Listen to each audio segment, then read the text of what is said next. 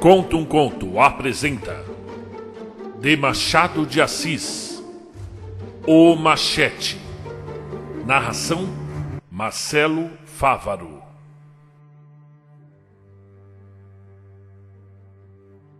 Inácio Ramos contava apenas 10 anos quando manifestou decidida vocação musical. Seu pai, músico da Imperial Capela, ensinou-lhe os primeiros rudimentos da sua arte, de envolta com os da gramática de que pouco sabia. Era um pobre artista, cujo único mérito estava na voz de tenor e na arte com que executava a música sacra. Inácio, consequentemente, aprendeu melhor a música do que a língua, e aos 15 anos sabia mais dos bemóis do que dos verbos. Ainda assim, sabia quanto bastava para ler a história da música e dos grandes mestres. A leitura seduziu-o ainda mais. Atirou-se o rapaz com todas as forças da alma à arte do seu coração. E ficou dentro de pouco tempo um rabequista de primeira categoria. A rabeca foi o primeiro instrumento escolhido por ele, como o que melhor podia corresponder às sensações de sua alma. Não o satisfazia, entretanto, e sonhava alguma coisa melhor. Um dia veio ao Rio de Janeiro um velho alemão, que arrebatou o público tocando violoncelo. Inácio foi ouvi-lo. Seu entusiasmo foi imenso. Não somente a alma do artista comunicava com a sua, como lhe dera a chave do segredo que ele procurara. Inácio nascera para o violoncelo. Daquele dia em diante, o violoncelo foi o sonho do artista fluminense. Aproveitando a passagem do artista germânico, Inácio recebeu dele algumas lições, que mais tarde aproveitou quando, mediante economias de longo tempo, conseguiu possuir o sonhado instrumento. Já a esse tempo seu pai era morto. Restava-lhe sua mãe, boa e santa senhora, cuja alma parecia superior à condição em que nascera. Tão elevada tinha a concepção do belo. Inácio contava 20 anos, uma figura artística, uns olhos cheios de vida e de futuro. Vivia de algumas lições que dava e de alguns meios que lhe adivinham as circunstâncias, tocando ora num teatro, ora num salão, ora numa igreja. Restavam-lhe algumas horas, que ele empregava ao estudo do violoncelo. Havia no violoncelo uma poesia austera e pura, uma afeição melancólica e severa, que casavam com a alma de Inácio Ramos. A rabeca, que ele ainda amava como o primeiro veículo de seus sentimentos de artista, não lhe inspirava mais o entusiasmo antigo. Passara a ser um simples meio de vida. Não a tocava com a alma, mas com as mãos. Não era a sua arte, mas o seu ofício. O violoncelo, sim. Para esse guardava Inácio as melhores das suas aspirações íntimas, os sentimentos mais puros, a imaginação, o fervor, o entusiasmo. Tocava a rabeca para os outros, o violoncelo para si, quando muito para sua velha mãe. Moravam ambos em um lugar afastado, em um dos recantos da cidade, alheios à sociedade que os cercava e que os não entendia.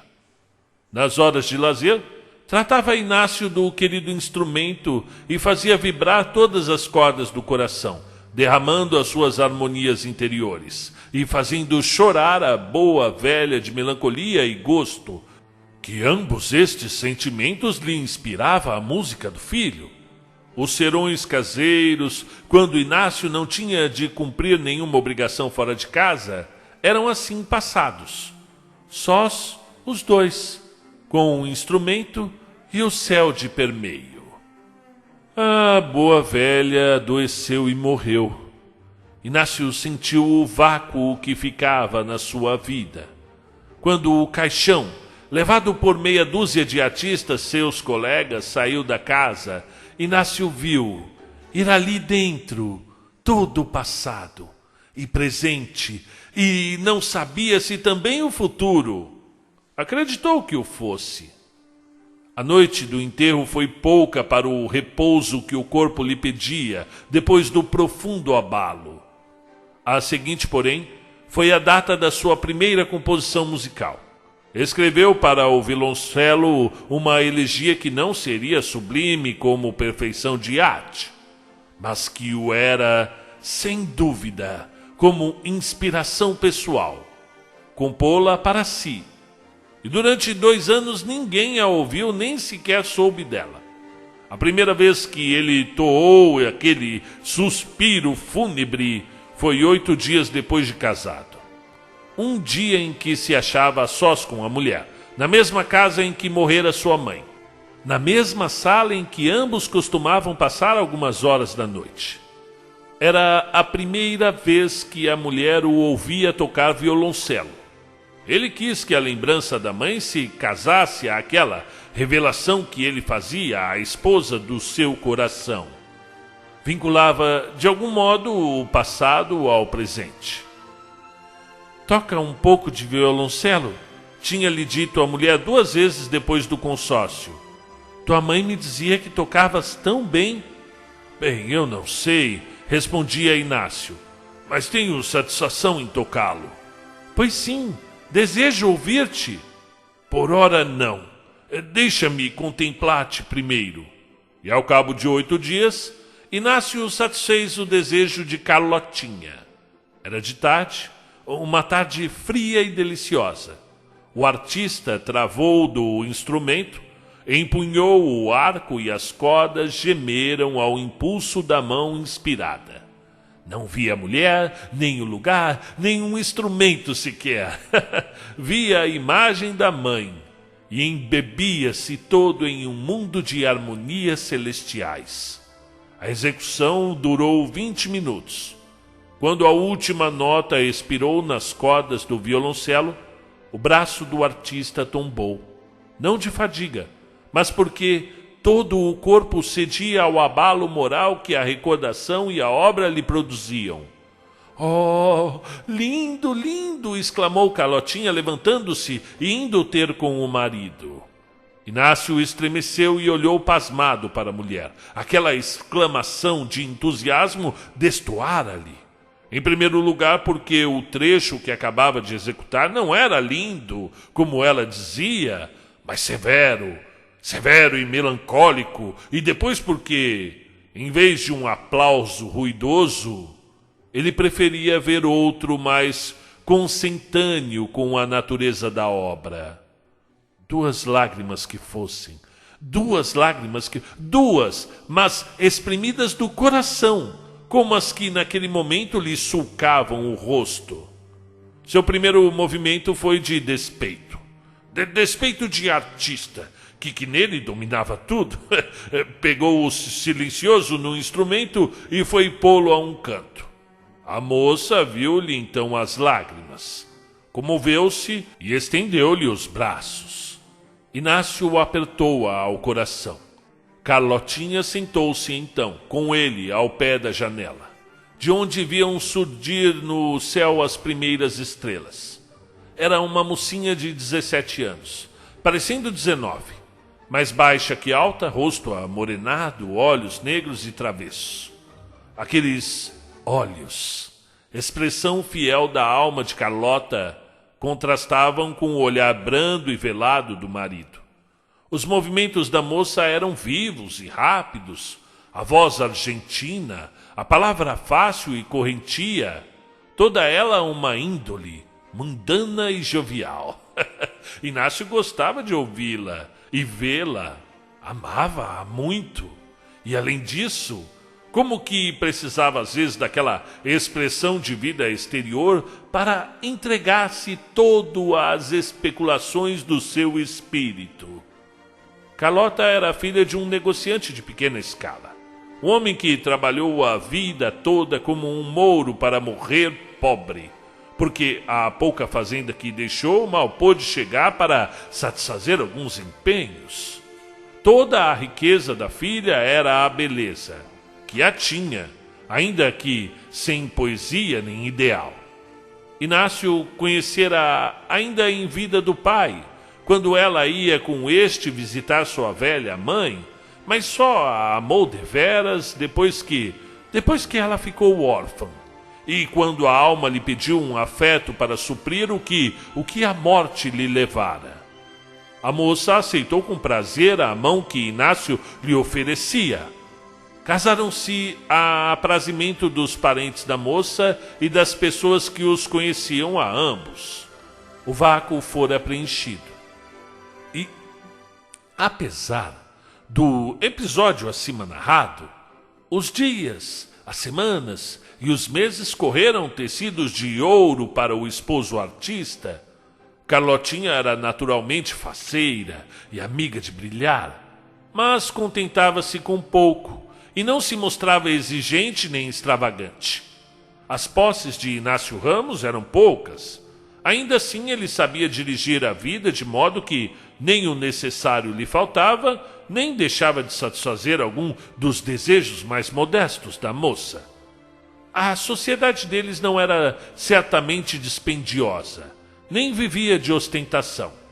Mas, qualquer que seja o centro social, há nele exigências. Aqui não podem chegar todas as bolsas. Carlotinha vivera de festas e passatempos. A vida conjugal exigia dela hábitos menos frívolos. E ela soube curvar-se à lei que de coração aceitara. Demais, que há aí que verdadeiramente resista ao amor? Os dois amavam-se. Por maior que fosse o contraste entre a índole de um e outro, ligava-os e irmanava-os o afeto verdadeiro que os aproximara. O primeiro milagre do amor fora a aceitação por parte da moça do famoso violoncelo. Carlotinha não experimentava de certo as sensações que o violoncelo produzia no marido e estava longe daquela paixão silenciosa e profunda que vinculava Inácio Ramos ao instrumento. Mas acostumara-se a ouvi-lo, apreciava-o e chegara a entendê-lo alguma vez. A esposa concebeu. No dia em que o marido ouviu esta notícia, sentiu um abalo profundo. Seu amor cresceu de intensidade. E quando nosso filho nascer, disse ele, eu comporei o meu segundo canto. E o terceiro será quando? Quando eu morrer? Não? Perguntou a moça com um leve tom de despeito. Oh, não digas isso. Inácio Ramos compreendeu a censura da mulher, recolheu-se durante algumas horas e trouxe uma composição nova, a segunda que lhe saía da alma, dedicada à esposa. A música entusiasmou Carlotinha, antes por vaidade satisfeita do que porque verdadeiramente a penetrasse. Carlotinha abraçou o marido com todas as forças do que podia dispor, e um beijo foi o prêmio da inspiração. A felicidade de Inácio não podia ser maior. Ele tinha tido o que ambicionava: a vida de arte, paz e ventura doméstica, e, enfim, esperanças de paternidade. Se for menino, dizia ele à mulher, aprenderá violoncelo. Se for menina, aprenderá harpa. São os únicos instrumentos capazes de traduzir as impressões mais sublimes do espírito. Nasceu um menino. Esta nova criatura deu uma afeição nova ao lar doméstico. A felicidade do artista era imensa. Sentiu-se com mais força para o trabalho e ao mesmo tempo como que se lhe apurou a inspiração. A prometida composição ao nascimento do filho foi realizada e executada, não já entre ele e a mulher, mas em presença de algumas pessoas de amizade. Inácio Ramos recusou a princípio fazê-lo, mas a mulher alcançou dele que repartisse com os estranhos aquela nova produção de um talento. Inácio sabia que a sociedade não chegaria talvez a compreendê-lo como ele desejava ser compreendido. Todavia cedeu. Se acertara aos seus anseios, não o soube ele, porque dessa vez, como das outras, não viu ninguém. Viu-se e ouviu-se a si próprio, sendo cada nota um eco das harmonias santas e elevadas que a paternidade acordara nele. A vida correria assim, monotonamente bela, e não valeria a pena escrevê-la, a não ser um incidente ocorrido naquela mesma ocasião. A casa em que eles moravam era baixa, ainda que assaz larga e airosa. 2 transeuntes, atraídos pelos sons do violoncelo, aproximaram-se das janelas entrefechadas e ouviram do lado de fora cerca de metade da composição. Um deles, entusiasmado com a composição e a execução, rompeu em aplausos ruidosos quando Inácio acabou. Abriu violentamente as portas da janela e curvou-se para dentro gritando: "Bravo! Bravo, artista divino! Bravo!" A exclamação inesperada chamou a atenção dos que estavam na sala. Voltaram-se todos os olhos e viram 2 figuras de homem, um tranquilo, o outro alvoroçado de prazer. A porta foi aberta aos 2 estranhos. O mais entusiasmado deles correu a abraçar o artista. "Oh, alma de anjo! Alma de anjo!" exclamava ele. "Como é que um artista destes está aqui, escondido dos olhos do mundo?" O outro personagem fez igualmente cumprimentos de louvor ao mestre do violoncelo. Mas, como ficou dito, seus aplausos eram menos entusiásticos. E não era difícil achar a explicação da frieza na vulgaridade de expressão do rosto. Estes 2 personagens, assim, entrados na sala, eram 2 amigos que o acaso ali conduzira. Eram ambos estudantes de direito, em férias. O entusiasta, todo arte e literatura. Tinha a alma cheia de música alemã e poesia romântica. E era nada menos que um exemplar daquela falange acadêmica fervorosa e moça animada de todas as paixões, sonhos, delírios e efusões da geração moderna. O companheiro era apenas um espírito medíocre, avesso a todas essas coisas. Não menos que ao direito, que aliás forcejava por meter na cabeça. Aquele chamava-se Amaral, este Barbosa. Amaral pediu a Inácio Ramos para lá voltar mais vezes. E voltou. O artista de coração gastava o tempo a ouvir o de profissão fazer falar as cordas do instrumento. Eram 5 pessoas. Eles, o Barbosa, a Carlotinha e a criança. O futuro violoncelista. Um dia, menos de uma semana depois, Amaral descobriu a Inácio que o seu companheiro era músico. "Também?" exclamou o artista. "É verdade, mas um pouco menos sublime do que o senhor", acrescentou ele sorrindo. "E que instrumento toca?" Adivinhe. "Talvez piano?" "Não." "Flauta?" "Qual? É instrumento de cordas?" "É." "Não sendo rabeca?" disse Inácio, olhando como a esperar uma confirmação. "Não é rabeca, é machete." Inácio sorriu, e estas últimas palavras chegaram aos ouvidos de Barbosa, que confirmou a notícia do amigo. "Deixe estar", disse este baixo a Inácio, "que eu o hei de fazer tocar um dia. É outro gênero." Quando queira. Era efetivamente outro gênero. Como o leitor facilmente compreenderá, ali, postos os 4, numa noite da seguinte semana, sentou-se Barbosa no centro da sala, afinou o machete e pôs em execução toda a sua perícia. A perícia era, na verdade, grande. O instrumento é que era pequeno. O que ele tocou não era Weber nem Mozart. Era uma cantiga do tempo e da rua, obra de ocasião. Barbosa tocou-a, não dizer com a alma, mas com os nervos. Todo ele acompanhava a gradação e a variação das notas, inclinava-se sobre um instrumento, retesava o corpo, pendia a cabeça, ora a um lado, ora a outro, alçava a perna, sorria, derretia os olhos ou fechava-os nos lugares que lhe pareciam patéticos. Ouvi-lo tocar era o menos, vê-lo era o mais. Que quem somente o ouvisse não poderia compreendê-lo. Foi um sucesso de outro gênero, mas perigoso, porque tão depressa Barbosa ouviu os cumprimentos de Carlotinha e Inácio, começou uma segunda execução. E iria a terceira se Amaral não interviesse, dizendo: agora o violoncelo.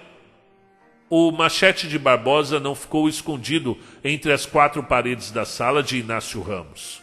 Dentro em pouco, era conhecida a forma dele no bairro em que morava o artista, e toda a sociedade deste ansiava por ouvi-lo. Carlotinha foi a denunciadora.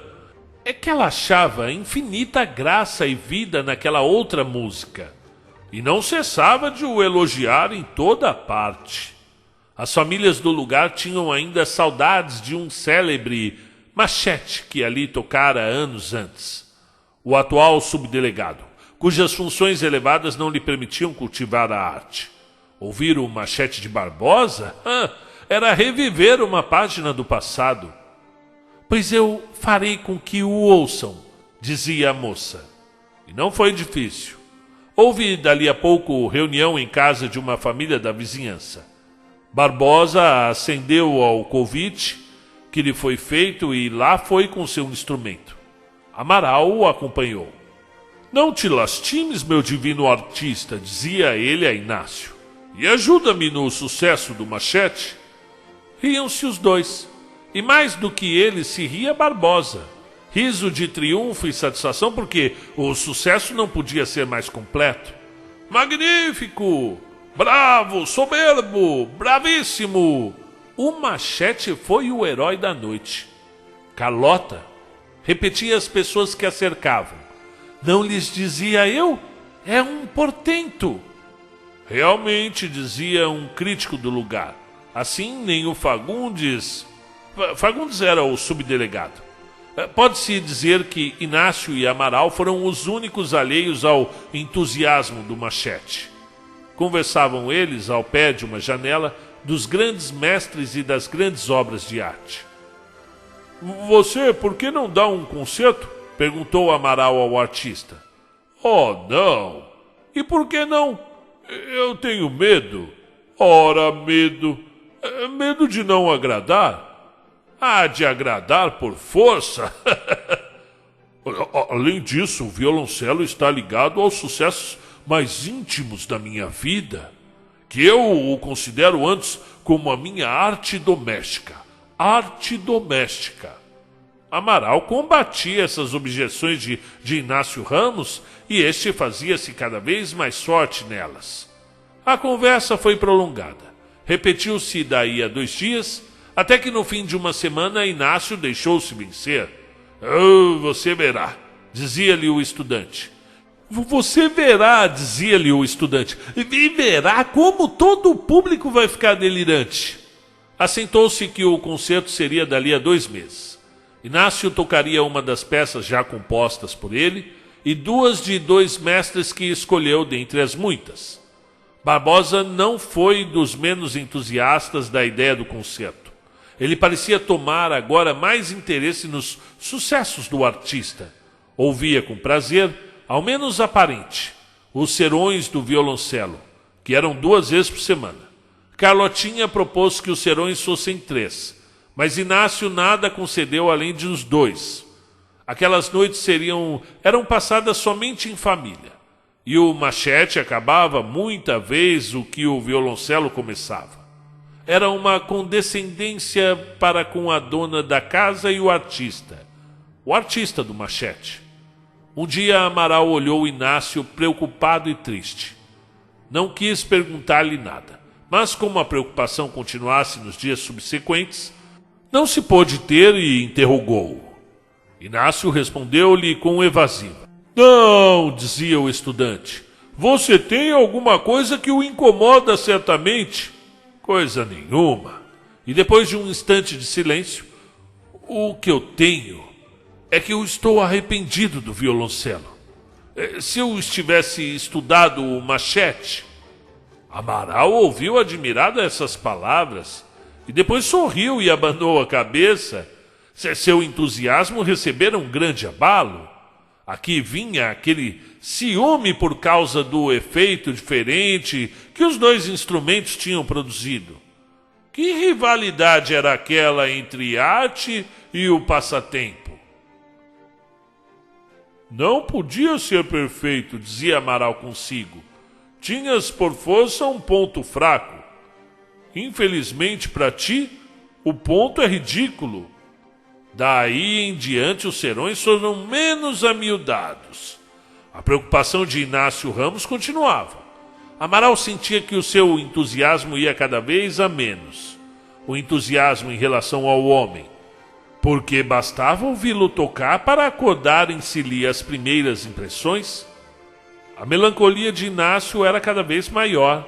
Sua mulher só reparou nela quando absolutamente se lhe meteu pelos olhos. Que tens? Perguntou-lhe Carlotinha. Nada, respondia Inácio. Eu aposto que está pensando em alguma composição nova, disse Barbosa, que dessas ocasiões estava presente. Talvez, respondeu Inácio.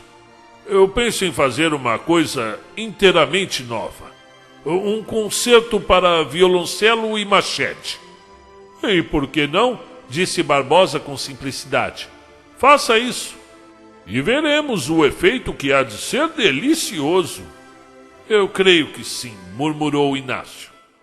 Não houve concerto no teatro, como se havia assentado, porque Inácio Ramos de todo se recusou. Acabaram-se as férias e os dois estudantes voltaram para São Paulo. Virei vê-lo daqui a pouco, disse Amaral. Virei até cá somente para ouvi-lo. E efetivamente vieram os dois, sendo a viagem anunciada por carta de ambos. Inácio deu a notícia à mulher, que a recebeu com alegria. Vem para ficar muitos dias, disse ela.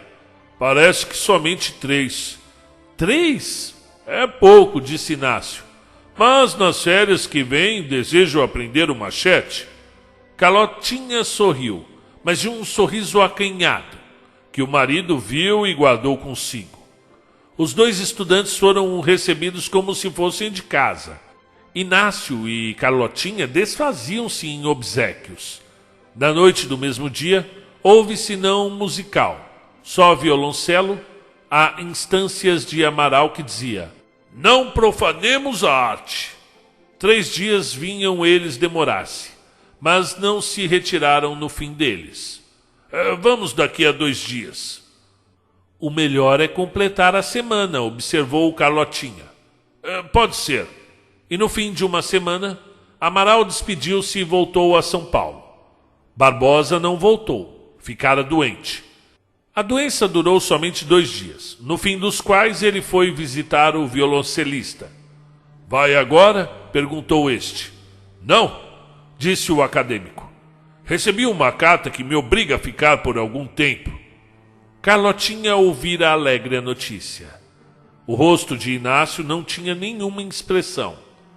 Inácio não quis prosseguir nos serões musicais, apesar de lhe pedir algumas vezes Barbosa. E não quis porque, dizia ele, não queria ficar mal com o Amaral, do mesmo modo que não quereria ficar mal com Barbosa se fosse este o ausente. Nada impede, porém, concluiu o artista, que ouçamos o seu machete. Que tempo duraram aqueles serões de machete? Não chegou tal notícia ao conhecimento do escritor dessas linhas. O que ele sabe apenas é que o machete deve ser um instrumento triste, porque a melancolia de Inácio tornou-se cada vez mais profunda. Seus companheiros nunca o tinham visto imensamente alegre. Contudo, a diferença entre o que tinha sido e era agora entrava pelos olhos dentro. A mudança manifestava-se até no trajar, que era desleixado, ao contrário do que sempre fora antes. Inácio tinha grandes silêncios, durante os quais era inútil falar-lhe, porque ele a nada respondia. ou respondia sem compreender. O violoncelo há de levá-lo ao hospício, dizia um vizinho compadecido e filósofo. Nas férias seguintes, Amaral foi visitar o seu amigo Inácio. Logo no dia seguinte àquele em que desembarcou, chegou alvoroçado à casa dele. Uma preta veio abri-la. E onde está ele? Onde está ele? Perguntou alegre em altas vozes o estudante. A preta desatou a chorar. Amaral a interrogou, mas não obtendo resposta, ou obtendo-a intercortada de soluços, correu para o interior da casa, com a familiaridade do amigo e a liberdade que lhe dava a ocasião. Na sala do concerto, que era dos fundos, olhou ele Inácio Ramos, de pé, com o violoncelo nas mãos, preparando-se para tocar. Ao pé dele brincava um menino de alguns meses. Amaral parou sem compreender nada. Inácio não o viu entrar. Empunhara o arco e tocou. Tocou como nunca, uma elegia plangente, que o estudante ouviu com lágrimas nos olhos. A criança, dominada ao que parece pela música, olhava quieta para o instrumento. Durou a cena cerca de 20 minutos. E quando a música acabou, Amaral correu a Inácio. Oh, meu divino artista! Exclamou ele. Inácio o apertou nos braços, mas logo o deixou e foi sentar-se numa cadeira com os olhos no chão. Amaral nada compreendia. Sentia, porém, que algum abalo moral se dera nele. Que tens? Disse. Nada, respondeu Inácio. E ergueu-se e tocou de novo o violoncelo. Não acabou, porém. No meio de uma arcada, interrompeu a música e disse a Amaral: É bonito, não? É sublime, respondeu o outro. Não, Machete é melhor. E deixou o violoncelo e correu abraçar o filho. Sim, meu filho, exclamava ele. Hás de aprender Machete. Machete é muito melhor. Mas que há? Articulou o estudante. Nada, disse Inácio. Ela foi-se embora. Foi-se com o machete. Não quis o violoncelo, que é grave demais. Tem razão. Machete é melhor. A alma do marido chorava, mas os olhos estavam secos. Uma hora depois, enlouqueceu. Fim do conto. Muito bem, seja bem-vindo, meu nome é Marcelo Fávaro e vamos aí ao que interessa. Estamos falando de Machado de Assis, um escritor que viveu aí no século XIX, atravessou um pouquinho do XX, morreu em 1908 e que houve ele foi já em vida um dos grandes escritores do Brasil e após a morte se tornou o maior escritor que a gente tem aqui, Tupiniquim. Há alguns que comparam, chegam próximos, chegam o Machado de Assis próximo dos grandes escritores do mundo, e eu concordo, viu? Outros acreditam que há uma supervalorização do seu trabalho e acreditam que o Guimarães Rosa foi melhor.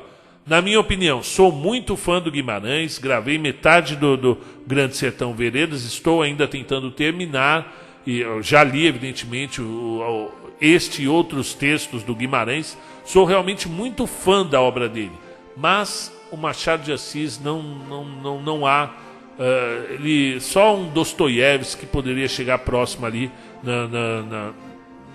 na verdade que existe naquelas palavras, na profundidade psicológica. O Machado ele foi muito maior que o realismo, foi muito maior que o naturalismo e o romantismo que ele havia começado. Ele foi universal e não só universal, ele veio para o interior, o âmago do ser humano.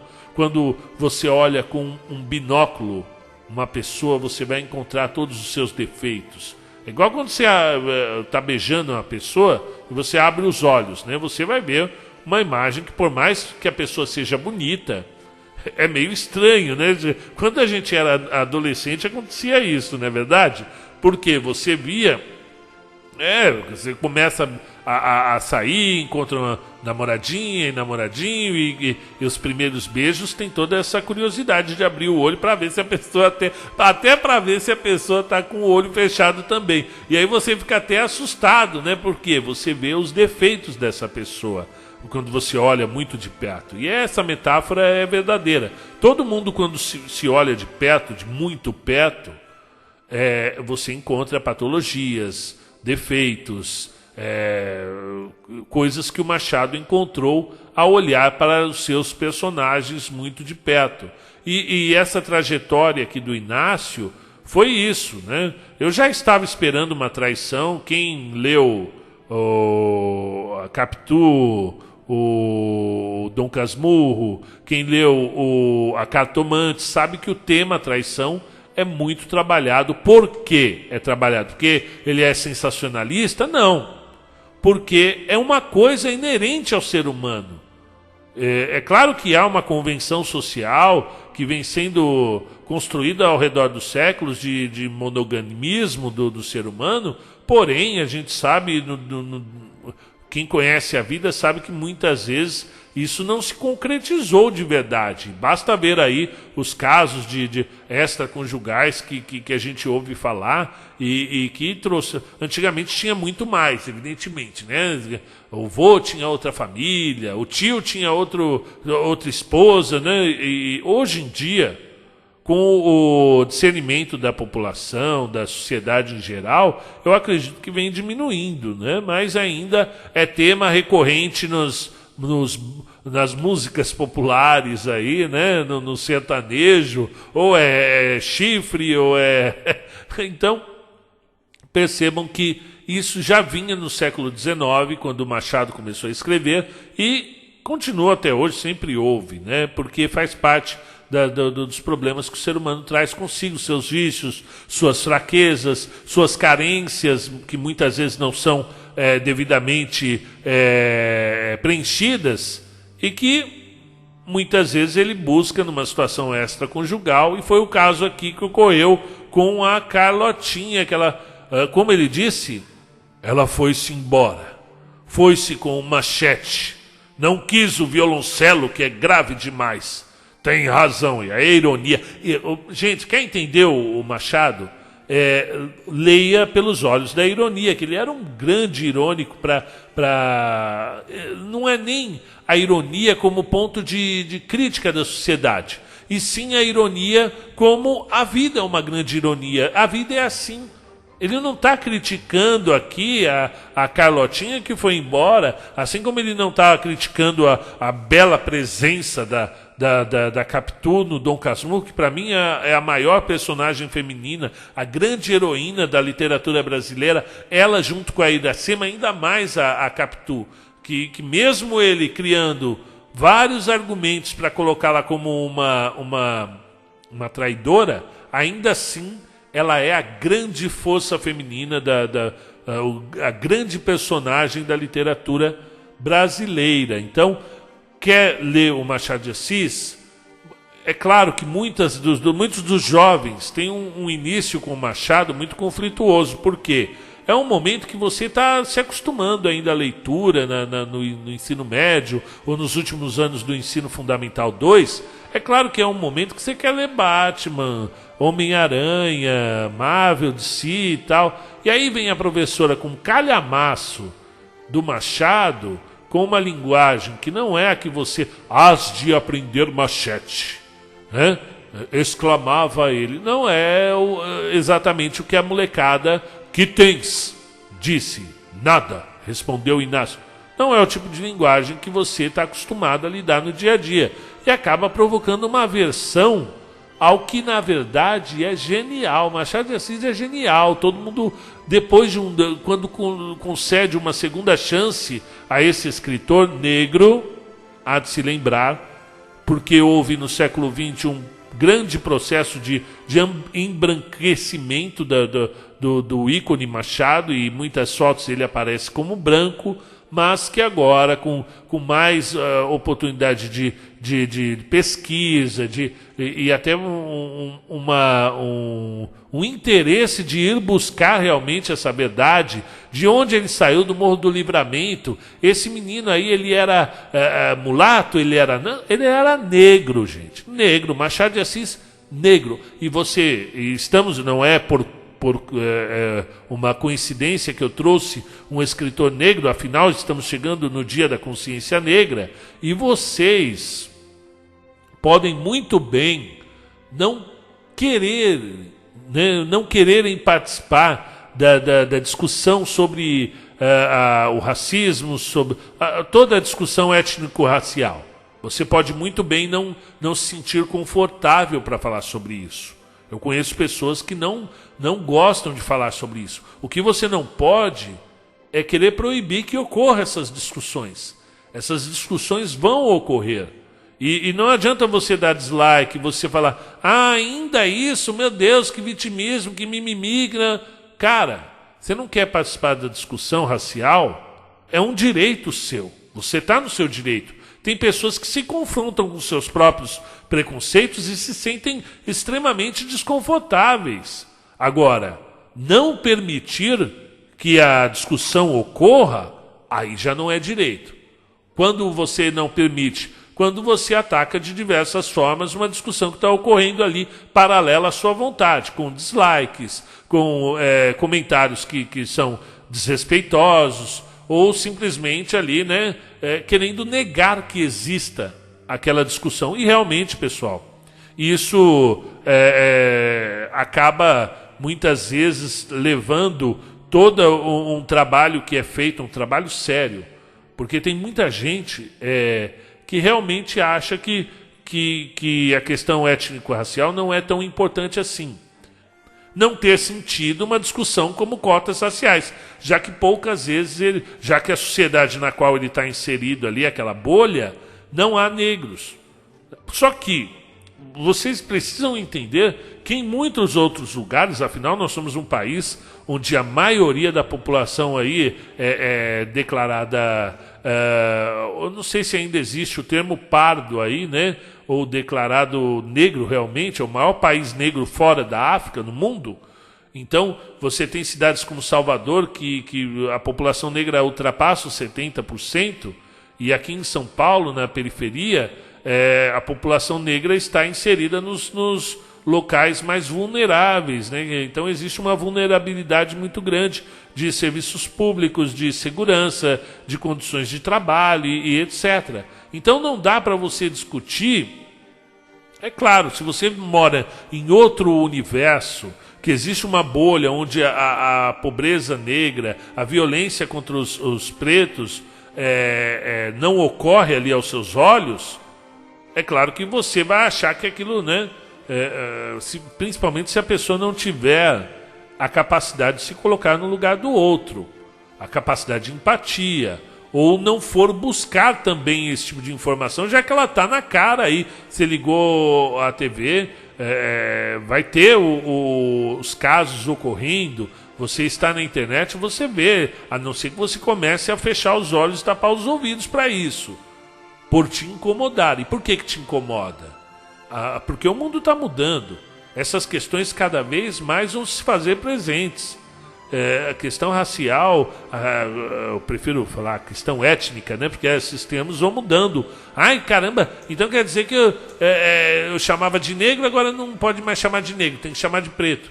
Sim, porque há uma evolução na discussão, e conforme vai evoluindo, e aí quando você está por fora, aí é difícil mesmo de você entender, Então, quando você busca interação, busca informação, naturalmente você vai percebendo que algumas terminologias são carregadas de equívocos e que os próprios personagens inseridos nessa discussão preferem a mudança dessas terminologias. E cabe a quem tem o mínimo de empatia e educação e saiba se colocar no lugar do outro, acatar esse tipo de terminologia e respeitar, não é verdade?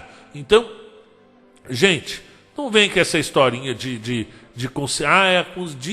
Nós devíamos ter um dia da consciência humana. Tudo bem, quando todo mundo tiver os mesmos direitos, ganhando o mesmo salário, inseridos numa sociedade justa, e aí acho difícil ocorrer, aí a gente pode falar, não, agora sim que há equidade, né? Nós vamos falar de consciência humana, como vem aí a galera do meme lá do Morgan Freeman, né? Agora, enquanto houver um atraso de acesso a esse tipo de serviço, a esse tipo de justiça, a esse tipo de emprego, aí a gente vai ter que puxar quem está mais lá embaixo, quem tá numa situação desfavorável. Nós temos não só a empatia, como a obrigação também de trazer essa equidade na pauta. Então, eu fico muito triste quando eu falo sobre isso, e é claro, eu sou apenas um narrador aqui, né? Eu não tenho lugar de fala. Eu sou o cara que conta a história, aí você pode muito bem descartar, porque inclusive tem streamings de audiolivros onde você vai ouvir a história do Machado de Assis e não vai ouvir a opinião do narrador, né? Isso é muito fácil de ser descartado, né? Por outro lado, eu fico muito triste de toda vez que eu trago um escritor negro, eu tomo mais dislike. Ou toda vez que eu falo um pouquinho sobre, mesmo sem falar a minha opinião, simplesmente o fato de eu trazer um escritor negro para a gravação já é o dobro de dislike. Então percebam que, cara, se a discussão, se o protagonismo preto não tá te incomodando, cada vez vai te incomodar mais. Porque cada vez o mundo vai mudar mais e vai evoluir. Tem coisas dos anos 70... que é a época que muitos deles gostavam. Naquela época era bom. Tem coisas daquela época que não cabem mais. Por exemplo, hoje em dia eu não vejo mais gaiola com passarinho. Eu vejo muito pouco, né? É mais aquele senhorzinho que já está no final da vida e tal. Hoje em dia eu não vejo mais, porque antigamente eu achava até bonitinho a gaiola, o passarinho cantando. Hoje em dia a gente vê que não tem mais cabimento, porque a sociedade atinge um patamar de inteligência, de discernimento, que ela olha e fala, não, eu acho que não cabe mais aquário, por exemplo, né?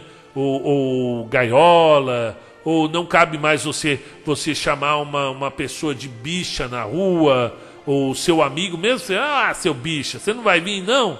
Não cabe mais. Coisa que cabia talvez há 10 anos, há 20 anos, e que hoje, com o discernimento, aquele meme zoando a pessoa que é transexual, não tem mais espaço hoje, né?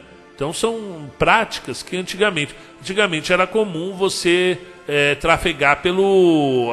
eu não fazia isso, mas eu via com muito mais naturalidade a pessoa trafegando no acostamento, ou dirigindo segurando uma latinha de cerveja, ou sem o cinto de segurança. Conforme vai evoluindo a sociedade, você vai percebendo que não cabem mais esses comportamentos.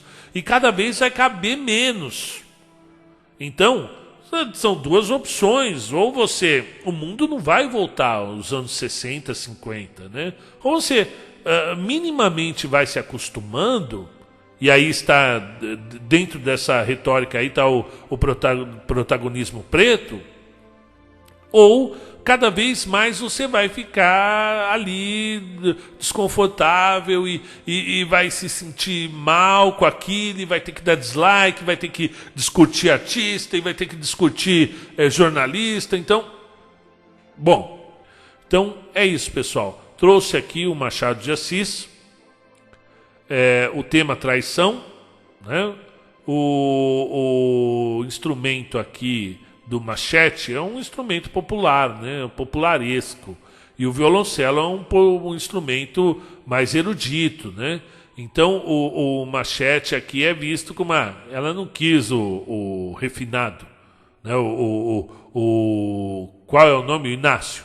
Ela não quis. O refinado é grave demais para ela. Tem razão, o Machete é melhor, o popular é como se fosse um sujeito que toca bossa nova, foi trocado por um sujeito que toca sertanejo, né? Então, a alma do marido chorava, mas os olhos estavam secos. Olha que bonito. Então termino aí com essa reflexão aqui. Desculpem aos que se sentiram incomodados com a discussão, mas ela vai continuar. Obrigado, até a próxima.